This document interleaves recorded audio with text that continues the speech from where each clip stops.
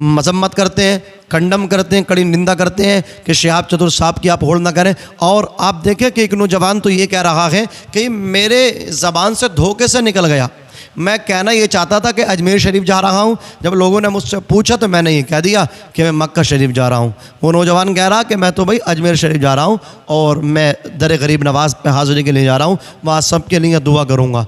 तो नाज़रीन देखें, इनको अक्ल आ रही है कि सब लंबा सफ़र है, 8640 किलोमीटर कमोबेश 8500 इतना तवील सफ़र होगा, कैसे मतलब तय किया जाएगा बग़ैर परमिशन के। परमिशन शिहाब चतुर साहब के पास है, वीज़ा शिहाब चतुर साहब के पास है, और हमें यकीन है कि शिहाब चतुर साहब के जैसा समर्थन उनको लोगों ने यहाँ दिया, जैसी हिमायत, जैसा प्यार हिंदुस्तान में मिला, वैसा उनको पाकिस्तान में मिलेगा। इसलिए कि पाकिस्तान के भी वीज़ा उनके पास है।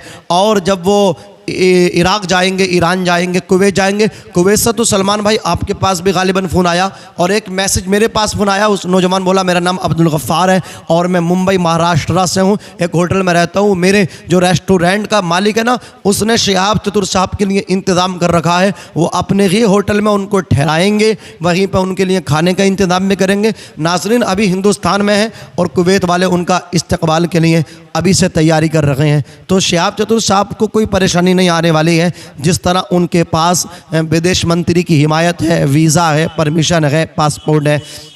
अल्लाह ताला हमारे हमारे भाई निकले हैं इनको अक़ल सलीम अता फ़रमाए। और ये भी हज करना अगर जाना चाहते हैं तो वो तमाम फार्मेट्रीज़ पूरी करें जो शिहाब चतुर साहब ने कानूनी, हमारा कानून कहता है और हमारे मतलब क्या है हुकूमत जिन चीज़ों के लिए कहती है और हम जो मतलब जिन चीज़ों को लेकर के सफ़र करते हैं वो तमाम चीज़ें हमारे पास होनी चाहिए। कानूनी कार्रवाई हमारे पास मुकम्मल होनी चाहिए, उसमें वीज़ा भी होना चाहिए और मतलब क्या पासपोर्ट भी होना चाहिए। तो अल्लाह ताला किसी जान पर बोझ नहीं डालता मगर उसकी वसअत के मुताबिक। तो लिहाजा जिनमें वसअत नहीं वो नहीं जाएं, इसलिए कि उनके लिए जायज़ नहीं। जिनके अंदर वसअत है, ताकत है, वो जाएं। शिहाब चतुर साहब के अंदर ये वसअत है, उन्होंने ख़ुद मतलब क्या इसका इजाला किया कि मेरे अंदर वसअत है, मैं अपने ऊपर भरोसा रखता हूँ। सफ़र पेचीदा है, तवील सफ़र है, मुश्किलात से भरा हुआ है, लेकिन दुआओं के सामने सारी मुश्किलात, सारे मसाइब व अलाम, सारी दिक्कतें हेच है। आप मेरे लिए दुआ करें और भरोसे के साथ में कॉन्फिडेंस के सामने सारी मतलब क्या है दुश्वारियाँ हेच नज़र आती हैं।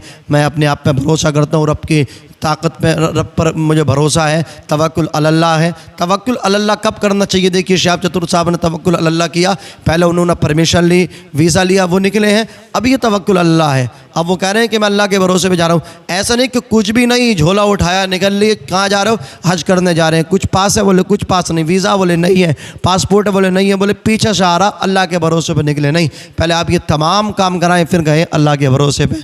ये मतलब क्या है समझ में बात आने वाली है, वरना मजाक का इशू बनेगा। मीडिया बंदू को मतलब क्या है एक मवाद मिल जाएगा, वो चलाएंगे। देखो मुसलमानों में अकल नहीं होती, दिमाग नहीं होता, ये इसी तरह निकले हैं। नानी का घर समझा, खाला का घर समझा है, झोला उठा करके निकले हैं। लिहाजा ये सफ़र इस तरह ना करें। हमने पहले भी इसकी मजम्मत की थी और अब भी कंडम करते हैं। दोबारा इसलिए मजम्मत करने की ज़रूरत पेश आई, कंडम करने की ज़रूरत पेश आई कि एक तरीके से लोगों का ये मतलब क्या है सिलसिला रुक नहीं पा रहा। नाजरीन हमने रोकने की कोशिश की, हमारे दीगर बरादरान ने रोकने की कोशिश की है, समझाने की कोशिश की है, या तो उन तक हमारे मतलब ये पैगामात पहुँचे नहीं हैं, और पैगामात पहुँच भी गए हैं तो दूसरे लोग जो हैं पब्लिक सिटी हासिल करने के चक्कर में जा रहे हैं। पब्लिक सिटी ऐसे नहीं मिलती है। अल्लाह तबारक व तआला जिससे राज़ी होता है, अल्लाह रब्बुल इज़्ज़त उसकी मोहब्बत जो है ना मखलूक के दिलों में डाल देता है, फिर लोग जो है उससे मोहब्बत करते हैं, वो मशहूर हो जाता है, उसका तारुफ हो जाता है। अज़ीज़ान मिल्लत इस्लाम, शिहाब चतुर साहब जब ये केरला से हज के लिए निकले तो पहली चीज़ तो ये कि पुलिस प्रशासन ने इनका कितना साथ दिया, और फिर दूसरी चीज़ ये कि एम्बुलेंस इनके साथ चली। आप जो हमारे भाई ये शक जाहिर कर रहे थे ना, ये तकलीफ़ जाहिर कर रहे थे, भाई रास्ते में बीमार हो गए क्या होगा, ये तमाम चीज़ें। तो शिहाब चतुर साहब ने देखिए कितने इंतज़ामात से अपना कदम उठाया है। इसी को कहते हैं तवक्कुल अलल्लाह। अल्लाह की ज़ात पर भरोसा भी है और उन्होंने असबाब भी तैयार कर रखे हैं कि एम्बुलेंस उनके साथ चली, अकेले नहीं निकल के झोला उठा के, उनके साथ उनकी टीम चली। देखिए चंद नौजवान केरला से बागा बॉर्डर तक उनके साथ साथ, अभी फ़िलहाल तो भीलवाड़ा तक है, लेकिन भीलवाड़ा से आगे भी आप देखेंगे कि वो बाघा बॉर्डर तक उनके साथ साथ हैं। अब वो दूसरी बात है कि पाकिस्तान में ये नौजवान जो शिहाब चतुर साहब की टीम है उनके साथ दाखिल होगी, एंट्री इनकी होगी या नहीं होगी, ये तो उसी वक्त बताया जाएगा। लेकिन कुछ लोग रास्ते में जैसे किसी शहर में पहुँचे, शहर वाले 10 किलोमीटर 20 किलोमीटर चले, रुक गए। किसी गांव में पहुँचे, वहाँ के लोग उनके साथ चले 10 किलोमीटर 20 किलोमीटर 25 किलोमीटर, रुक गए। लेकिन एक नौजवान उदयपुर में शिहाब चतुर साहब के साथ चला और उनकी टीम के साथ में शामिल हो गया। अब वो नौजवान जब चलता रहा तो उसने कहा हम लोग शिहाब चतुर साहब के साथ उदयपुर से मैं शामिल हुआ हूँ इनकी टीम में और मैं बाघा बॉर्डर तक जाऊँगा।